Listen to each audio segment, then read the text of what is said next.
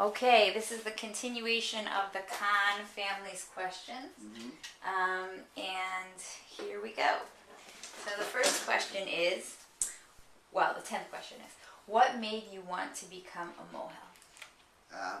Basically, I assessed the environment that I would be entering and realized that it would be good for a traditional conservative rabbi to have that skill and not to be beholden to the Orthodox movement.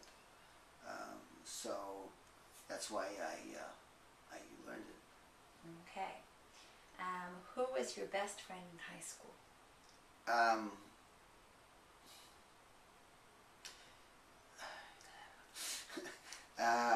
My best friend in high school was probably Kenny Rosenberg. Okay. It's a funny story that goes Go with ahead. goes with that. He lived right up the street from me, and I never skipped school in my life. So we decided one day we were going to skip school. It was during Pesach, and so we decided to go to a burlesque show in downtown Boston.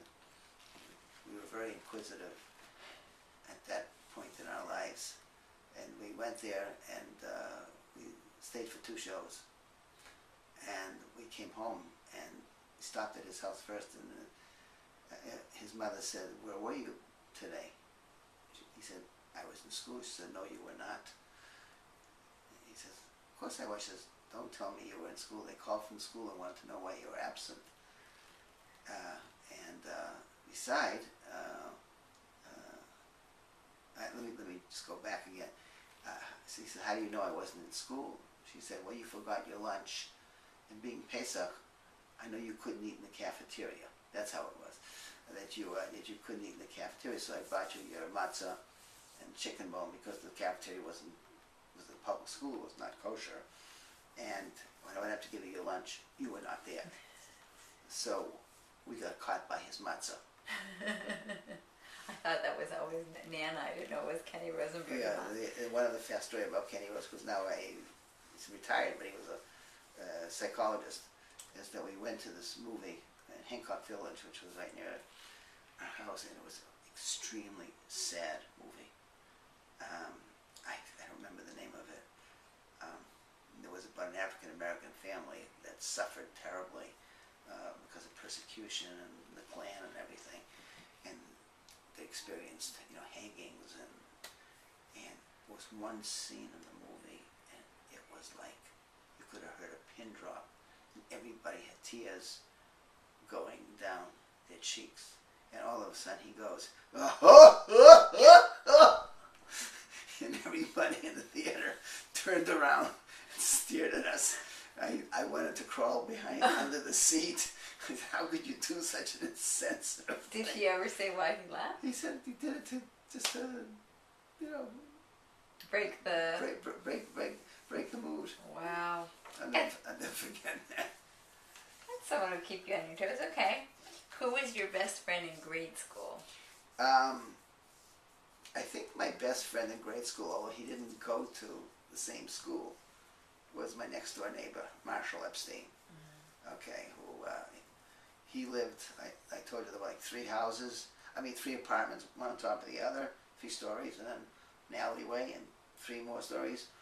And during the summer, we had our there was no such thing as air conditioning. Right. So we had our windows open. There were screens, and it was so close. We used to have water gun fights from my bed to his bed. Okay? That's how close it was. We would schmooze, and talk. Was he exactly your age, or He was about a year younger. He went to Maimonides. Oh, okay. An Orthodox family, yeah. Okay. How old were you when you started playing the clarinet? I probably was about 8 or 9 years old. Okay, and how long did you practice every day? Or did you practice every day? I did practice every day because it cost money to have lessons, and my parents didn't have a lot of money. You know, they were product. They went through the Depression, and you'll find this common among all people who experienced the Depression. You did not leave any food on your plate. You ate what you were given. You did not leave lights on because you were wasting electricity, and you didn't waste money. Okay, and so if I were going to take lessons, then I had to commit myself to practice. So I practiced probably about 30 to 45 minutes every day. Wow. Okay, and my teacher was his last name was Mr. Goodman. He was a skinny guy with black curly hair, and not Benny Goodman. But I remember his first name now. But he was a great teacher, and I was really quite good. I could play, for instance, Rimsky-Korsakov's Flight of the Bumblebee. Okay, and you know, and I mean, I was very good. And then when I went to junior high school, which was Boston Latin School, which was junior high and high school, I immediately in the 7th grade joined the band in Boston Latin School. In those days, you had an option. You either took military drill, where you drill with rifles. Oh. There weren't rifles that you could shoot, but they were rifles without, you know, Bullets and they blanks. had, you know, disarmed them. And all kinds of, this is me marching with a rifle, all kinds of formations and, you know, drill and, you know, turn about and so forth. Or you could, and also an option was to be in the trick, called the trick drill team. Those were the guys who would twirl their guns around and do all kinds of amazing things. Or if you were in band, you were free from military drill. Okay, you were absolved from that obligation. So I joined. I was in the band, and we played at all athletic events, football games, and etc. And we. Did that mean you get to stay for the game and not have to pay to see it? Oh yeah, no, we obviously went free, and we did all our formations, and you know, it was a marching band, so we, you know, just didn't stand there and play. We had to do all kinds of formations and make all kinds of letters. Was it hard to play and march at the same time? No, it wasn't hard to play and march at the same time because we practiced a lot. But we had like this little apparatus that fits on the clarinet or any instrument. The music's in front of you. Oh, okay. And also, every year at that point, it began the Civil War. Because Boston Latin School was founded in 1635. There was competition among all the high schools in Boston once a year called in the school board parade. They judged groups for military drill, the trick drill team, bands, etc. So we would march downtown Boston, and we all had special uniforms. I have pictures of myself in that uniform. There were, you know, khaki pants and shirt, no, completely like army shirt and pants. But if you were in the band, it was a little more colorful. We had beautiful purple scarves. Didn't have ties. White patties at the bottom of our pants, you know, like covering your socks. And of course, an overseas cap with staff on decoration on your collar, you know. And this, I don't remember what you used to call it. It was a thing that went around. It was like this, like, not a ribbon, but like a braid, beautiful purple and white braid that went around your arm and decorated it from the epaulets. Wow, sounds fancy. It was very exciting to wear that uniform. But I remember one of my biggest disappointments was that just before my first parade, I had that episode with my appendix, and I was not allowed to march in the parade. And my parents took pictures of me in my uniform. I made it every time thereafter. I was not ever good at obeying doctor's orders. So when I went to get my stitches out, the doctor said, "Have you been playing ball and stuff?" And I told you not to. I said, "Yep." Because least you were honest. Yeah, so I say whatever, but obviously I recovered. But and then I played basically through high school, but it was also a conflict because I became involved in cross country racing, where I got my letter. We used to race up 2.5 miles in Franklin Park, and also I became part of the junior varsity football team. So you couldn't really be, well, you could, but the practices really conflicted with the band practices. And I especially wanted to really go, I was conflicted whether I should go into the varsity team, or when I got into high school, or to continue with the band. And it was a very difficult decision. But I opted to stay with the band as much as I wanted to play on the varsity team. I think I definitely could have made it. I was a fullback. Okay, so I was very good. Yeah, it was actually very good training for going to synagogue board meetings, running through the line. Actually, it was very good training for life, because life is full of obstacles, and you have to know when to go through the line and when to do an end run, etc. And so I think there was a lot of lessons to be learned. Also, during the year I ran track. So in the fall we ran cross country. It was outside. In the winter you couldn't run cross country because there was snow on the ground. Right. And so I ran. I think I ran the mile, 400-yard dash. Wow. Yeah, I got my letter, which was quite an attainment. I think one of my best times was like 2.5 miles, like 15 minutes or something. Wow. Under 15 minutes. Well, I know a lot of the kids are interested in running, so that's good. Yeah, no, it was very hard training. It wasn't just straight. No, it was up hills. It was up hills and everything. And there was one quick story I'll tell you about it, that I had injured my leg, the back of my leg. There were like muscle knots. I was in incredible shape in those days, and I was limping. And the doctor said, "You can't be in the race." And I said, "Okay," but Right, you were in the race. I was in the race, and it was very cold. Remember, we had to put like Vaseline all over our bodies against the cold. So we weren't running in sweats; we were running in shorts. This is Boston, yeah. But he said, "If you run in the race, I'll be there to pick you up from the ground when you finish." But I finished. Wow. And then you were on the ground? No.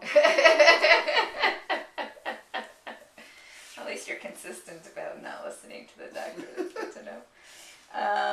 Okay, I'm going to ask you, I think, just one more question, and then... Okay. Or maybe two.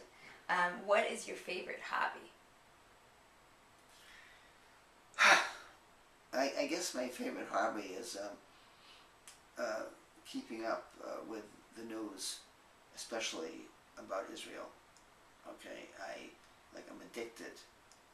I'm addicted to it. Okay, and I would say that more recently, that I really it's a major endeavor. I don't know if I'd call it a hobby. I almost call it a vocation. Is completing Shas. So. Okay. Next question was, who was the first person you dated? Okay, well, first of all, I'd say the first crush I had, real crush, was my teacher. Oh. Which kind of teacher was it? She was my grade school teacher. She was head of the probably fourth or fifth grade. And she was, had a very good figure like you, like my daughters, and she was a very young woman. Her name was, I don't remember what her name was now, but anyway, I just couldn't take my eyes off her. I would do anything. Did you real well that year in school? Oh yeah. And she was very pretty, and I was gaga over her. I was really a kid, But then my first sort of girlfriend, I have somewhere, I might have a picture of it, was a girl by the name of Barbara Oslander. Okay? And then somewhere, I don't know if we threw it out, Sandra has it, I went to my first party with her, and in the picture, I have a black eye. Okay, because I was playing catch with a baseball with a friend across the street, throwing the ball across the street in front of my house, and somebody was talking to me from the side, and I turned my head to answer the person that was to the right of me, and the other guy threw the ball, not realizing I wasn't paying attention, and I got the ball right in my eye. So my first party, I was dressed in, however I was dressed with this big shiner, we call it, this black eye, because the ball hit me dead center in my eye. Whatever, it did knock me out, but... Told everybody so you should see the other guy. Yeah. Whatever, but that was my first girlfriend, and then I had, when I was about 14 or 15, I was crazy about this girl, I don't remember her last name, first name was Florence, and then I really took a liking to this Chaya. Okay. But you don't have to go through all of them. And then just to give you a rundown, for my senior prom, I took this girl Phyllis to my senior prom. Chaya wasn't an option at that point.